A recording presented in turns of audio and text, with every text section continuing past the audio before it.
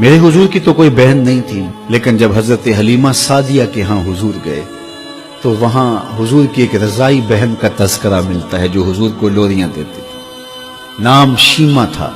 تو شام کے وقت جب خواتین کھانا پکانے میں مصروف ہونے لگتی تو بہنیں ویر اٹھا کر کے باہر لے جاتی۔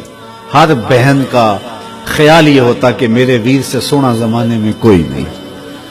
کہتے ہیں خوبصورتی دیکھنے والے کی آنکھ میں ہوتی ہے، جس کے ویر کا رنگ سونا ہوتا تو وہ کہتی رنگ نہیں تو کچھ بھی نہیں ہے، اور جس کے نقوش تیکھے ہوتے تو وہ کہتی کہ رنگ کا کیا ہے، حسن تو نقوش میں ہوتا ہے۔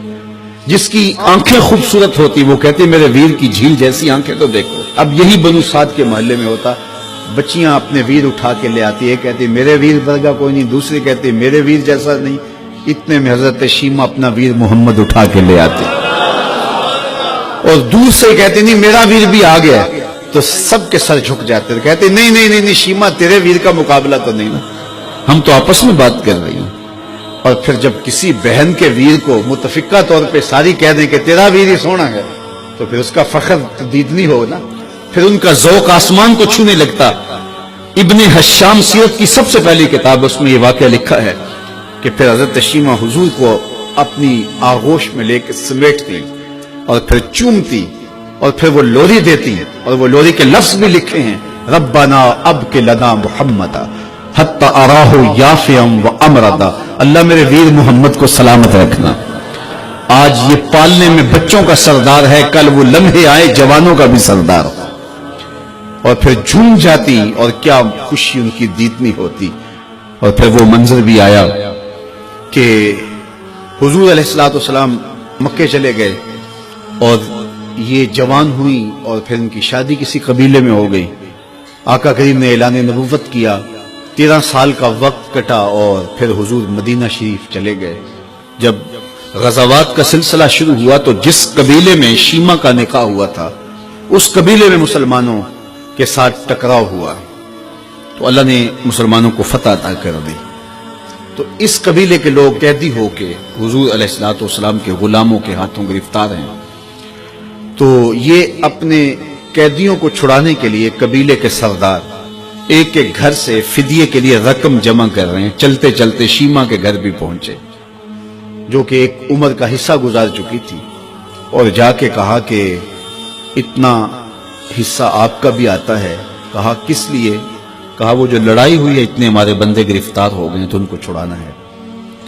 تو چلتے چلتے باتوں میں کسی کے لبوں پہ حضور کا نام آ گیا تو شیمہ نے کہا اچھا انہوں نے تمہارے لوگ پکڑے؟ کہا ہاں۔ تو کہا پھر تم رقم اکٹھی نہ کرو، مجھے ساتھ لے چلو۔ انہوں نے کہا تجھے ساتھ لے چلیں؟ کہا تم نہیں جانتی وہ میرا ویر لگتا ہے، وہ میرا بھائی لگتا ہے۔ قوم کے سرداروں کے ساتھ حضرت شیمہ حضور کے نوری خیموں کی جانب جا رہی ہیں اور صحابہ ننگی تلواروں سے پہرا دے رہے۔ یہ مکی دور تو تھا نہیں، یہ مدنی دور تھا۔ اور شیمہ قوم کے سرداروں کے لے کے جب آگے بڑھنے لگی نا تو صحابہ نے تلواریں سونت دی، رک جا اے دیہاتی عورت، جانتے نہیں آگے کوچہ رسول ہے، آگے بغیر اذن کے جبریل بھی نہیں جا سکتے، تم کون ہو؟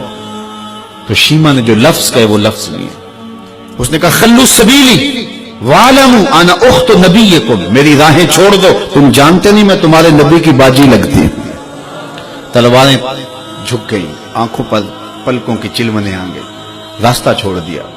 حضور کے خیمہ نوری میں داخل ہوئی تو حضور نے دیکھا، پہچان لیا، اٹھ کے کھڑے ہو گئے۔ فرمایا بہن کیسے آنا ہوا؟ آپ کے لوگوں نے ہمارے کچھ بندے پکڑے چھڑانے آئی۔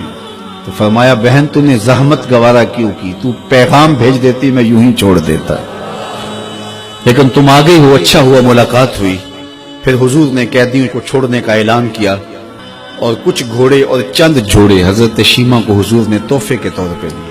ویروں کے دروازے پر بہنیں آئیں تو ویر خالی تو موڑا نہیں کرتے، تو حضور نے بہت کچھ عطا کیا۔ اور پھر رخصت کرنے خیمے سے باہر آئے تو صحابہ کی جماعت منتظر تھی۔ فرمایا صحابہ جب میں قیدی چھوڑا کرتا ہوں میری عادت تمہیں معلوم ہے کہ میں پہلے تم سے مشاورت کیا کرتا ہوں، آج ایسا موقع آیا کہ میں تم سے مشاورت بھی نہیں کی اور قیدی بھی چھوڑ دیے۔ کہا جو چاہیں آپ کریں، لیکن کیوں مشاورت نہیں فرمائی؟ حضور اگر ارشاد فرما دیں تو فرمایا اس لیے کہ میرے دروازے پہ میری بہن آ گئی تھی۔ کوئی لاؤ تو صحیح زمانے میں ایسا، کوئی لاؤ تو صحیح زمانے میں یہ جمال اور یہ حسن اور یہ کمال رکھنے والا، تو پھر کیوں نہ ہم اپنی ساری زندگی اس آقا کے نام لگاتے ہیں۔